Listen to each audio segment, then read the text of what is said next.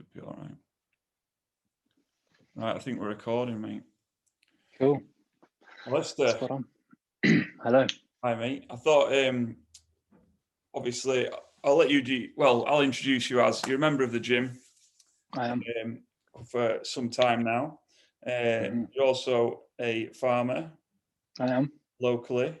So that's my intro for you. But I was going to ask you to introduce yourself, and because we've obviously chatted quite a lot in the past about all sorts of stuff that I find really interesting. I think the members will and other people will. So if you want to introduce yourself, and I'd like if you could just give us sort of a background of how you came into farming and where you're at now. Yeah, sure. I'll try not to be too boring. Everyone likes to talk about themselves, right? Well, I'm going to try to talk as little as possible on this one. Oh, yeah? All right, okay. So I farm with my dad in and around Harewood, really, so pretty locally to you guys. I grew up on a farm not far from the grammar school, so it's like a 7-minute drive and that's where I am now. It's a third generation farm, so my granddad started it. My dad took it over, and now I work alongside him and I'm taking it over from him. I suppose when my granddad started farming it was a dairy farm. That's what he did. He loved dairy farming. My dad took it over and he started doing pigs. And then he did a lot of arable. Arable is growing cereal crops, so wheat or barley, oilseed rape, which goes into making rapeseed cooking oil, oats. And now I'm looking more at kind of incorporating animals back into it. So we've kind of gone full circle over 3 generations in terms of what the farm looks like. I went to Leeds Grammar. I then went up to Scotland for university and did a philosophy degree at St Andrews for 4 years. I've worked on a number of farms around the UK and Europe in my holidays. I've worked since I was about 12, I think.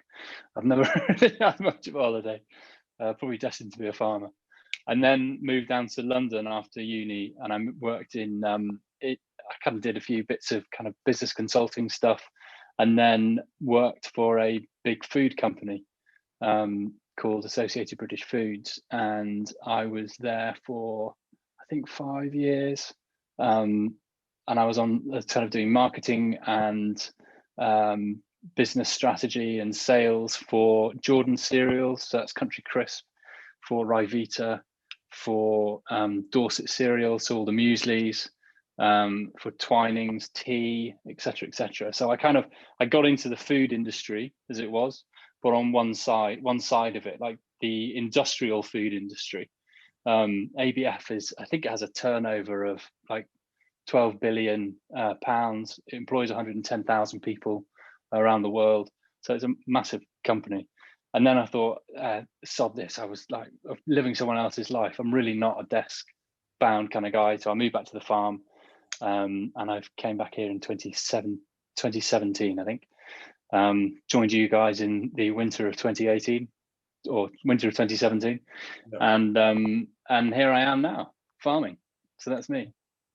Cool. So I don't know what to ask you first. I think I was going to firstly talk to you about meat, because obviously, like you've said, you're sort of moving more towards animals again. And I was going to ask you about meat and sourcing meat, and for you to, rather than me banging the drum all the time, explaining maybe the sort of the importance of meat quality, organic versus non-organic, high wealth, the difference between sort of grass-fed, pastured, etc., etc. So have you got any thoughts on kind of what the needs to know about that stuff?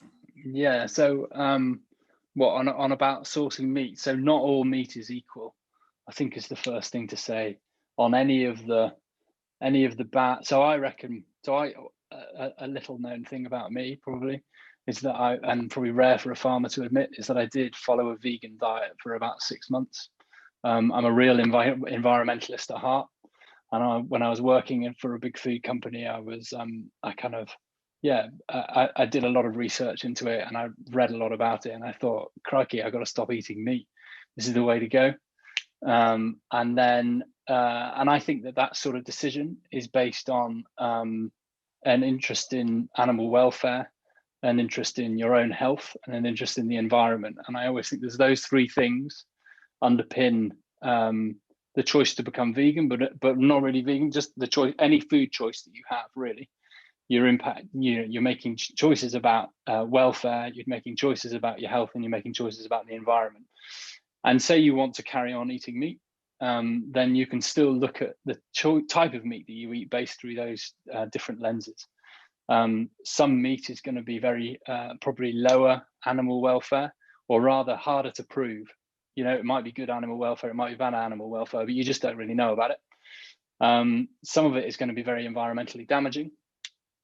Maybe if you're buying beef that's imported from the US and it's grown in feedlots fed soybeans, then that's not a good place to be.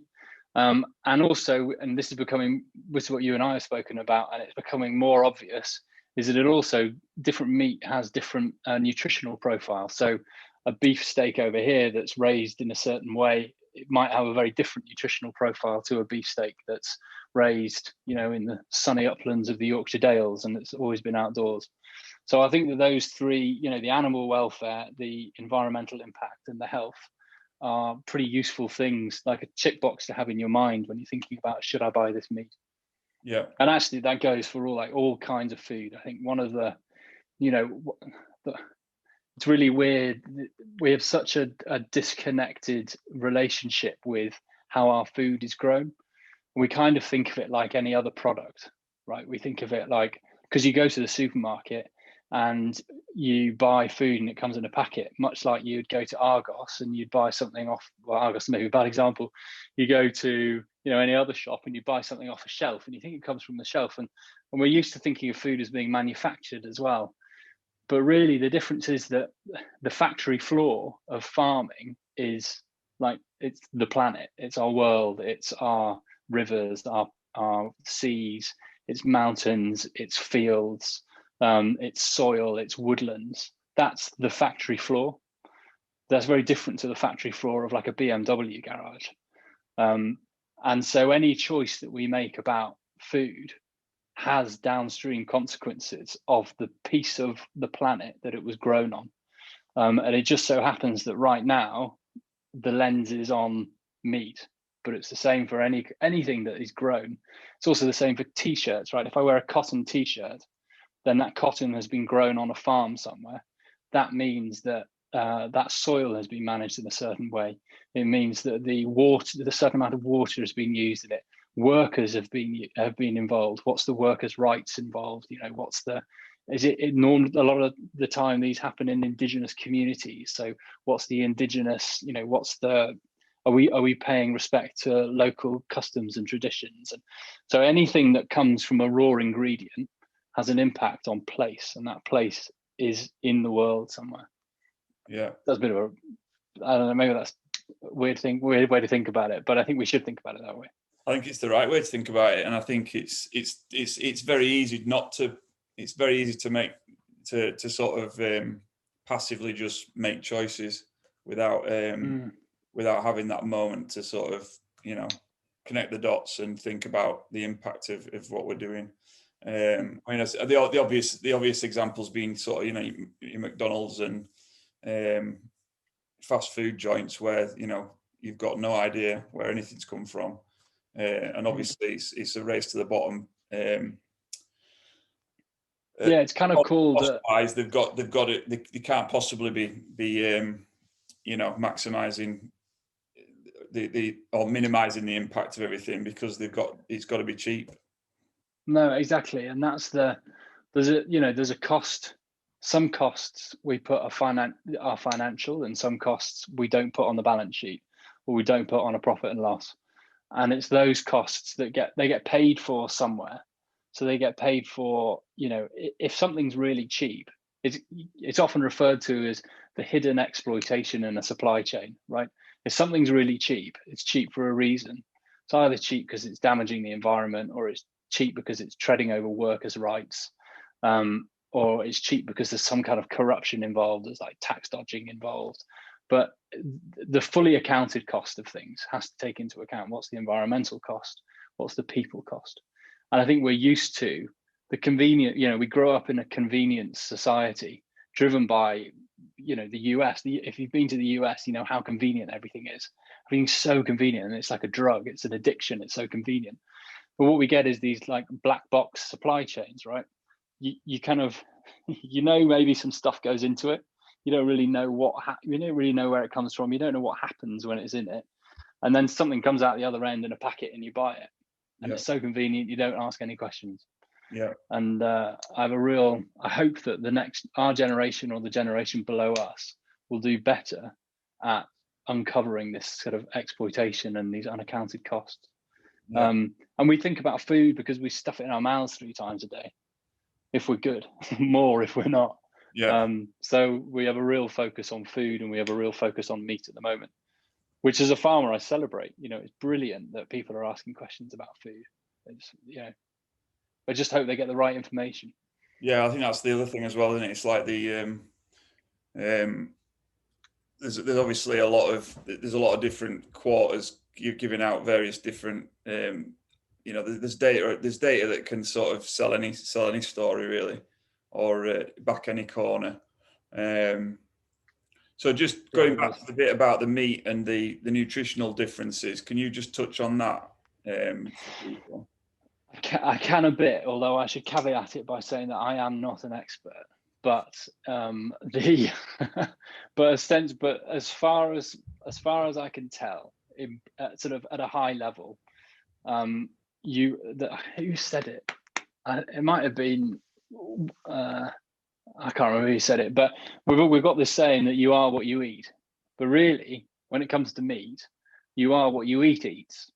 So if if the animal that you're eating is consuming a really wholesome diet, then chances are it's gonna be a very healthy animal. And then when you eat it, you benefit from that nutrition. If it's fed a load of junk, and then you eat it, then chances are it hasn't been optimized genetically, and then you eat a bit of junk. So the biggest differences between things like that we all know about is grain-fed versus grass-fed. And there's a book called Grass-Fed Nation by Graham Harvey, which I'm sure someone can, which goes into I think he's writes the script for the Archers, and anyone used to, not that I listen to the Archers. And he's got quite a lot of really interesting case studies about the nutritional profile of red meat from if it's grass fed. For example, it has higher, and this is where I don't want you to quote me on because I might be wrong, but things like conjugated linoleic acids, vitamin A, vitamin D, omega-6 fatty acids. More about this than I do, Robert. Yeah, I think one of the big ones is the fat profile. Grass-fed cattle are going to have they're going to lay down more omega-3s in their fat, omega-6s, which are inflammatory. That's I think as well. There's is there not sort of if you think about kind of obviously the pyramid. You're concentrating everything as well as you go up the food chain as well.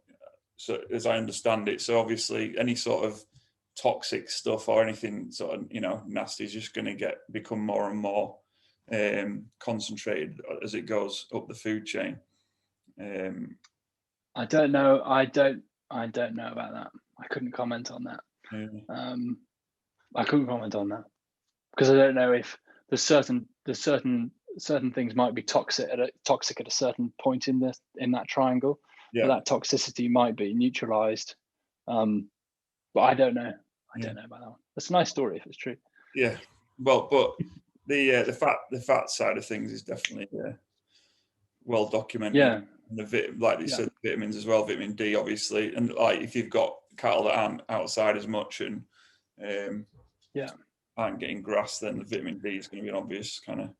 Yeah, the key one seems to be the grass, and that's also true. The great thing is that there's a link between, so take cows for example, because they're the most quoted. They've got the most focus on them. They're in the limelight, lucky things.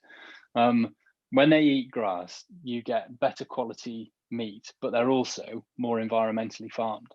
So it's not like you have to make a compromise. It's not like you think, oh, I'm going to eat grass-fed meat because it's much better for me.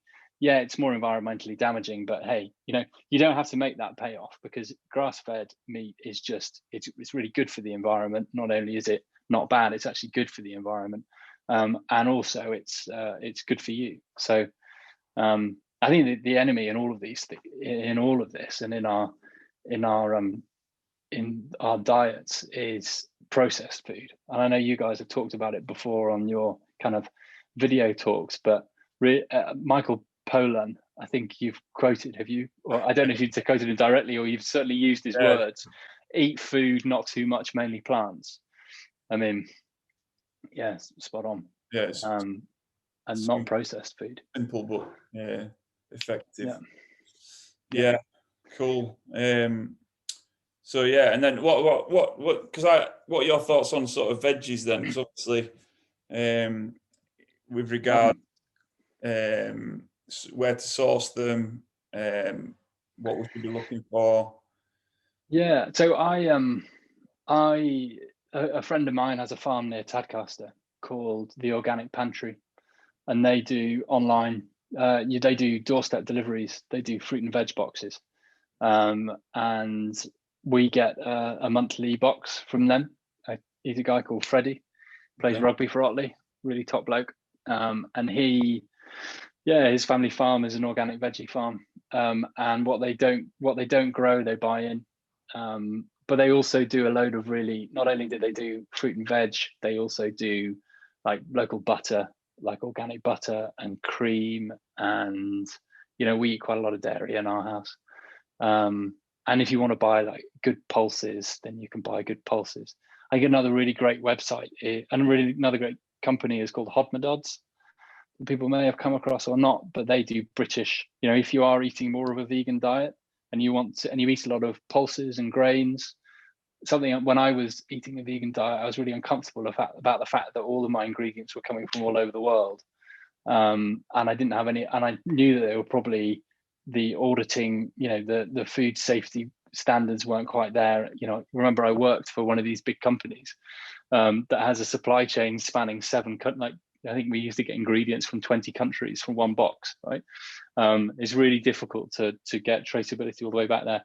You can buy homegrown pulses, so homegrown quinoa, all your beans. They don't do rice yet, but they probably will start doing rice. So they're a really great company as well. And then we get our milk delivered by the milkmen from Grassington. The dairies in Grassington. Is it called Grassington Dairies? And that's free range grass-fed milk. And it's delicious. Cool. Yeah, I think we're really lucky in this part where we are.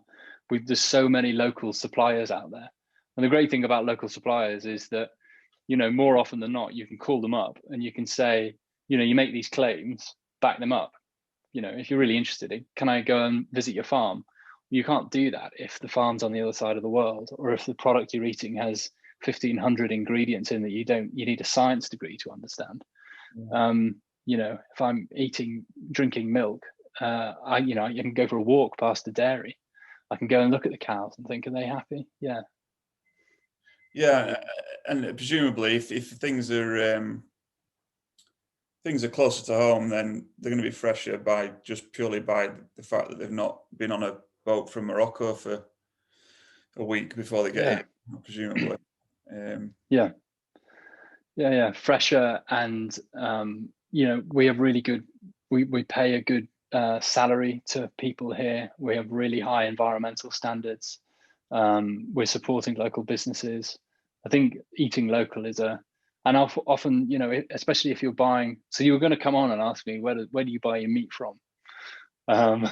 So any meat that I don't rear on the farm, I go buy from friends' farms or farms that I find online. So I know that you, Robert, and I've used a few that I've recommended to you. Yeah. So yeah, I can't remember the guy's name. What's the one, the Longhorn? The one, yeah, that's the one fantastic. That's the one I've stuck with because it's off the charts. It's just incredible. It's incredible. Yeah, it tastes like cheese. Yeah, it's amazing. It's so it's just the difference. I mean, difference between that and an organic steak from Sainsbury's is just like night and day. It's just it's incredible. And that's I'll put a link out. But is it Longhorn? Yeah, beef? Longhorn beef. Yeah. So Longhorn is a really old English breed, and the great thing about them is that as breeds develop, as cows develop, and you have different breeds, like you've got poodles and Labradors and whatnot. You've got different breeds of cows, and you've got really old breeds that were thrived on a grass-fed diet, lived outdoors, and then you've got new breeds that have been through not natural selection, but artificial selection, are really good at thriving on a grain-fed diet. And the good thing about Longhorn, because they grow faster and etc., a Longhorn really thrives on a grass-fed diet. And this guy's farm is really, I mean, the meat is just beautiful. And the great thing is you don't need. Well, I eat meat like maybe 3-4 times a week probably. And you can afford to pay a bit more for it. You know it's going straight to this farm. You know they have really high standards. It's just the way to be doing it, I think. Yeah, and I think I buy the box Secret 7. Yeah, well, no, it's 10 steaks, and it's 100 quid, which sounds a lot, but it's actually 10 steaks, but you've 2 porterhouse steaks, which are like over 1 kilo each, so there's enough meat there for 2 people at least. You bloody hope so, Robert. Yeah, so you've got I think it's 2 fillets, 2 sirloin, 2 ribeye, 2 porterhouse, something else, 10 in total, but it'll do me well over a month. And like I say, you can, there's more than, and you look at the price. Obviously, the price, they've got the prices on them, the original pricing on the actual steaks themselves, and there isn't a steak that comes in that's less than sort of 12 to 16 quid. So you're getting it for a tenner a steak basically, and like really nice fillets, and it's incredible. So yeah, I think it's just a way to. I think if you bought the same sort of amount of steak, organic steak from Sainsbury's, it'd be more expensive from Sainsbury's, I think. Yeah, it would, and it's going into Sainsbury's, and I'd much rather it goes straight to the farmer personally.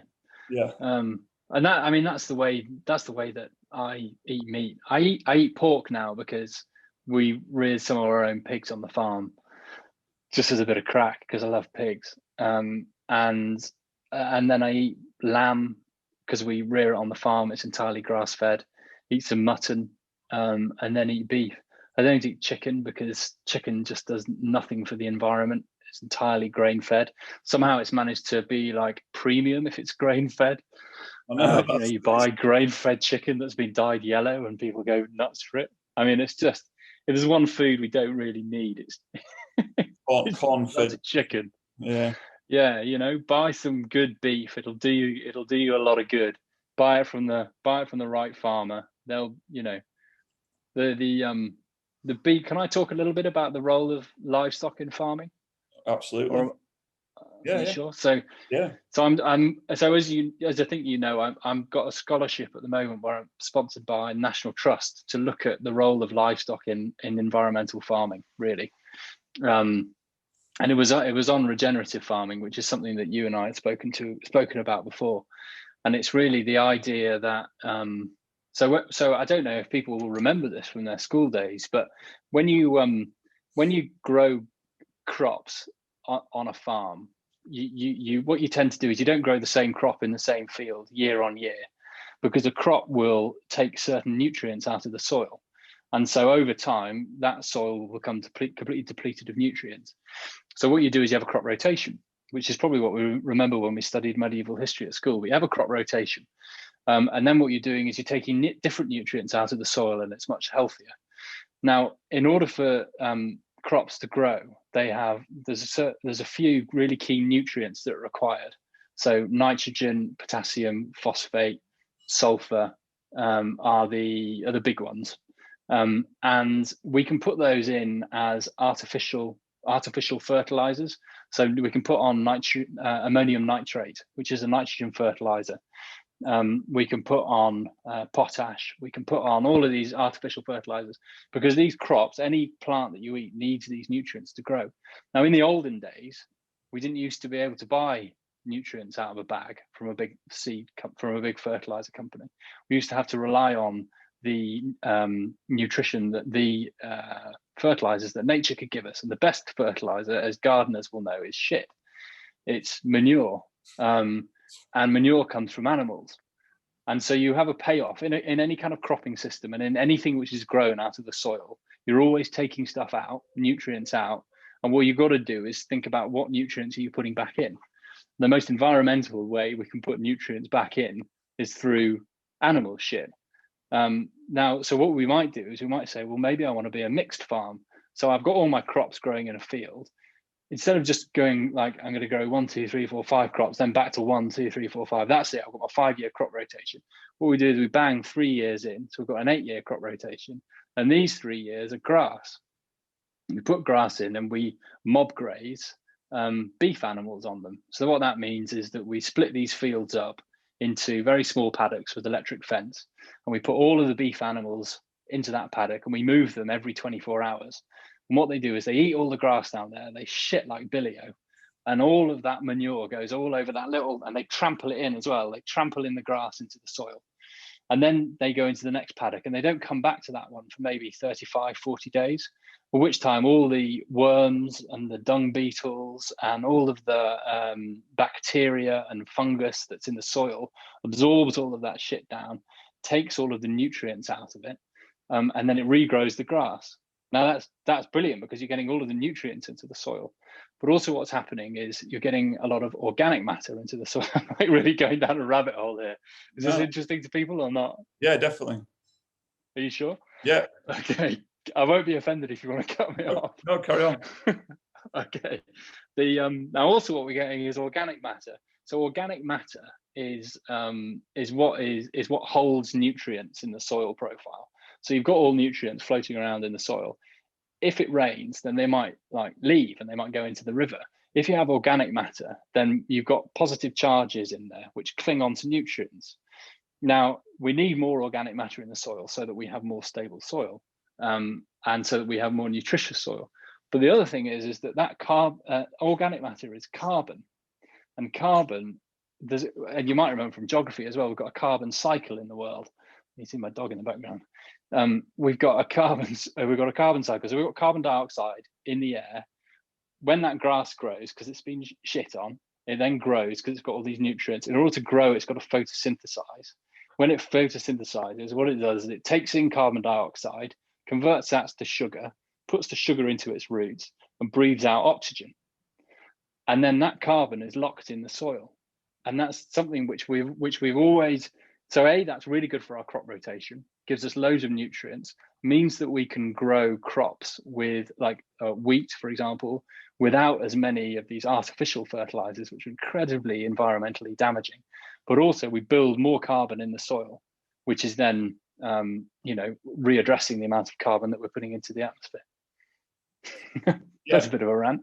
No, it's good. So I think from what I've only sort of skimmed over it, but I think the idea of the whole thing with regenerative farming is you're actually pulling, like you just explained, you're pulling carbon out of so rather than it being an impact on the environment, it's actually a negative, as in a positive impact on the environment. Using that. That's right. Yeah. So I've carbon footprinted our lamb, and the carbon footprint of our lamb on our farm. And there's a tool and there's a calculator, and you put all of your inputs in, you put all of your outputs in, and you know how many trees you got, how many hedges, how do you manage your livestock, how many kilos of lamb do you produce, blah blah blah. the carbon footprint of our lamb is the same as a kilo of lamb is the same as a kilo of rice, right? So you're actually, you're not making any kind of your carbon footprint from eating a meal of lamb is not different to eating a meal of rice, but you also have the benefit of you are improving all that soil quality and that soil structure, which is just complete.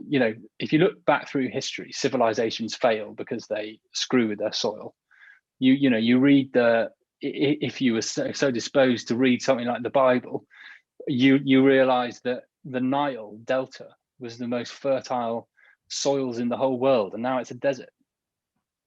In Egypt's the biggest importer of agricultural produce in the world, and once they had the most fertile soils in the world. If you look at the Dust Bowl in the Midwest in the US, it used to, before the pioneers went over there, it was incredibly fertile. It had herds of bison wandering over it. And then they grew wheat and soybeans on it, wheat and soybeans, wheat and soybeans, wheat and soybeans, and it all blew away. And it was called the Dust Bowl. And it was tragic and incredibly environmental. I mean, it was just like environmental vandalism. And the reason for that is we didn't protect the soils, and we didn't think about the fact that soils need a really balanced ecosystem, and lots of animals on them shitting, and lots of different types of plants growing. And I think that's when the argument about food becomes so reductive about what's got the biggest carbon footprint, we just, it's like you turn the lights on in one corner of the room and think you see the whole picture. You just don't. You've got to think about the whole system. Yes, good. Like it. Good. Yeah, it's interesting stuff. I know, because ironically, the US are quite on with this, aren't they?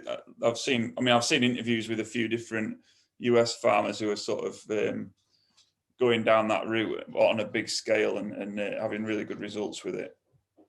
Yeah, I think the other thing is you can't shut anything that we do, anything that we buy, anything that we consume has an impact. There's an amazing, if it's a new mobile phone, then the SIM card has got it's got metals in it that have been mined from somewhere. Everything. Nothing is created from nothing. Everything is created from something, and most of that stuff comes from underground. And I think that we're beginning to, hopefully people are beginning to recognize that and understand that, it's not just any choice they make has these huge impacts on how the world is used.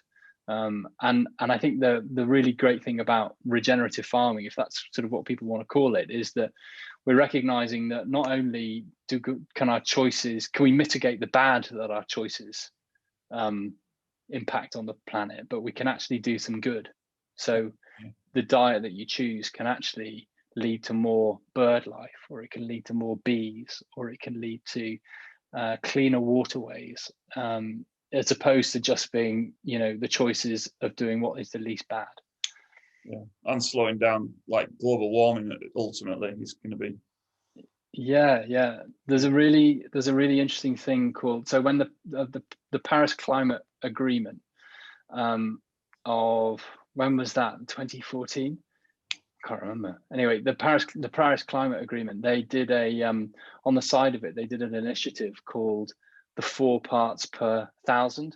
And if you Google 4 per 1,000, I think what it says is you need to, if globally we increase the organic content of the amount of carbon stored in the soil by 0.4% a year, then in something like, I can't remember how many years it was, but not very many, we will have sequestered all of the carbon dioxide that we've emitted since like the Industrial Revolution, and we will, it is by far the biggest carbon sink that we have on the planet is in the soil.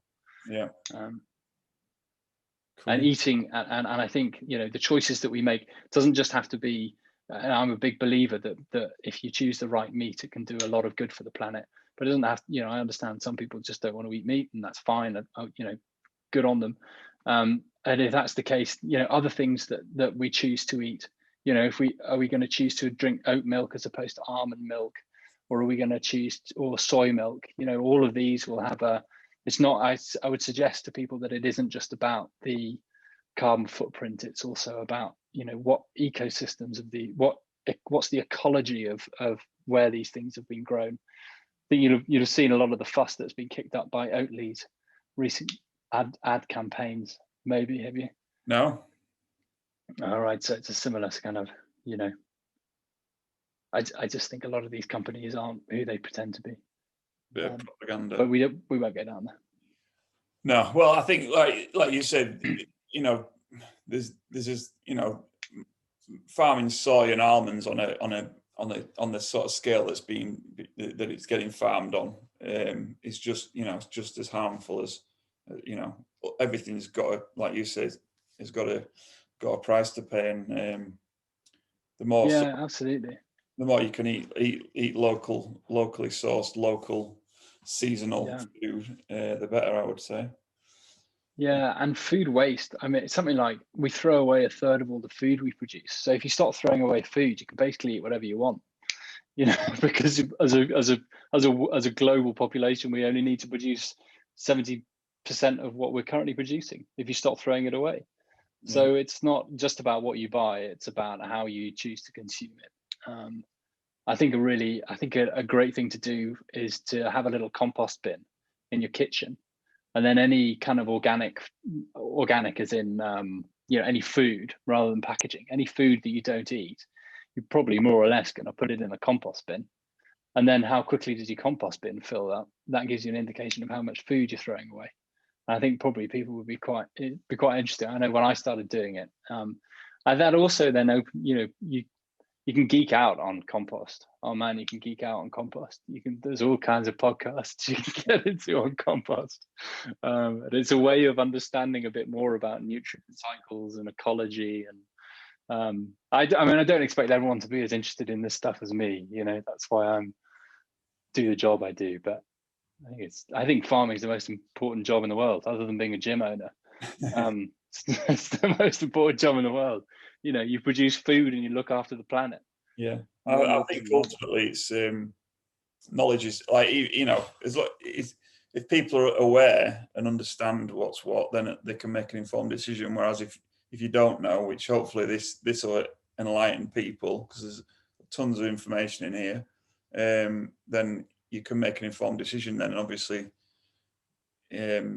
that's for you to make. Yeah. But if you don't know, and you just like the status quo is you go to Tesco's, you fill your basket up with, you know, whatever, and that's as much thought as you put into it. Whereas, you know, if you're a bit more aware and understand how it all works, then obviously you can make a more informed decision. I think so. I think it's such a great thing to be interested in as well.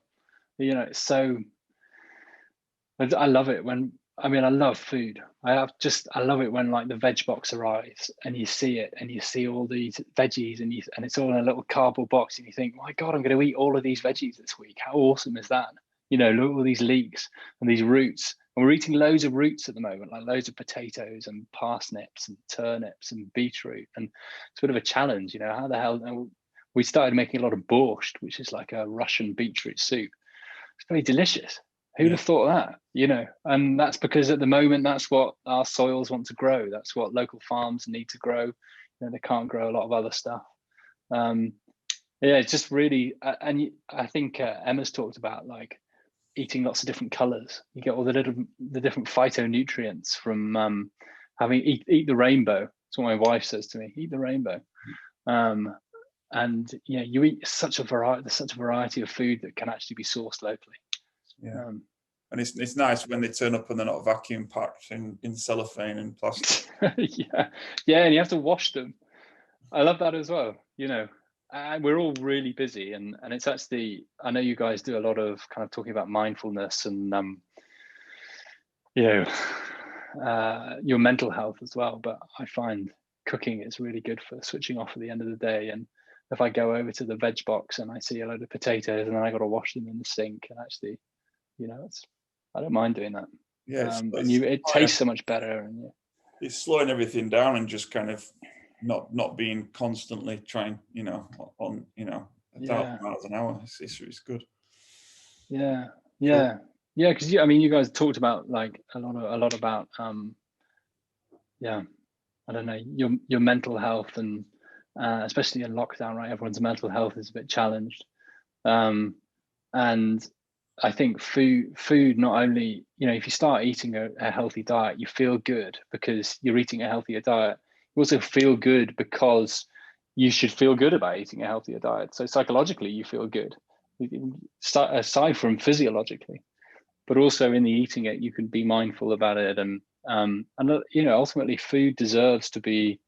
We should all be a bit more humble about food and the sacrifices that are made to produce food. And if we eat meat, then an animal has died for that, and that deserves to be eaten mindfully, and we should be respectful of it and prepare it properly, and not be on our phones when we're eating a steak, because what a waste. So yeah. Yeah, like it. Sorry. Nice words. Talked a lot, mate. No, Talked a lot. I like it. I'm going to wrap up because Yeah, do. you've been on Zoom all day, from what I can gather. And yeah. Well, Weird. very brief. It's Fort Shot, your farm, isn't it?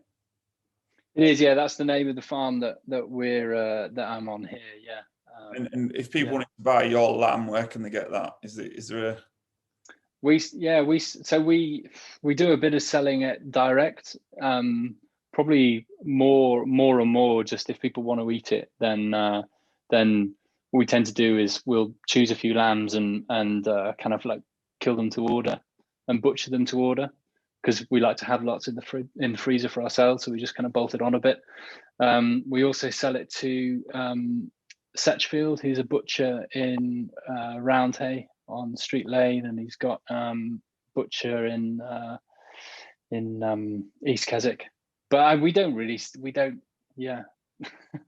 I'm definitely not on here to do a sales pitch. No, I just thought for our farm, because we don't sell it. People will be inspired to start looking for local produce. So I just wanted to. Yeah, well, I really reckon, a lot of people.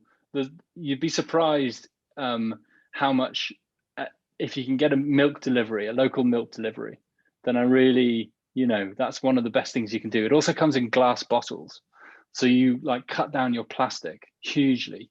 Yeah. I look up the organic pantry, because it's all organic, which is really good, and it's local, and it doesn't have any packaging.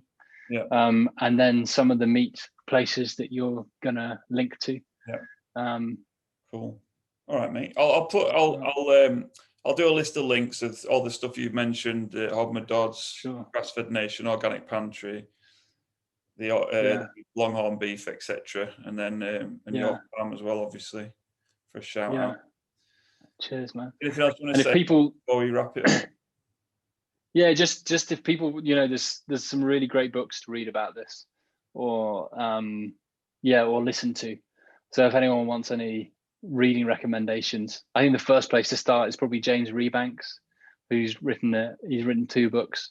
First one was A Shepherd's Life, which was Times bestseller for ages, and he's just come out with another one called English Pastoral, which is just a really, really beautifully written book. He's a sheep farmer in the Lake District, and he talks about how his farm has changed over the generations, from his grandfather to his father to him to his kids. And he talks about the change in the food industry over that time, and the pressures that farms get put under to meet the demands of big supermarkets. It's beautifully written, and it's really insightful. So that's James Rebanks, the English Pastoral. But yeah, if anyone ever wants to have a chat about this stuff, then I can geek out on it all day. So, I'm happy to. Well, appreciate your time, mate. It's really good. No worries. Really enjoyed it, and we'll wrap cool. Up. Cheers, Alastair.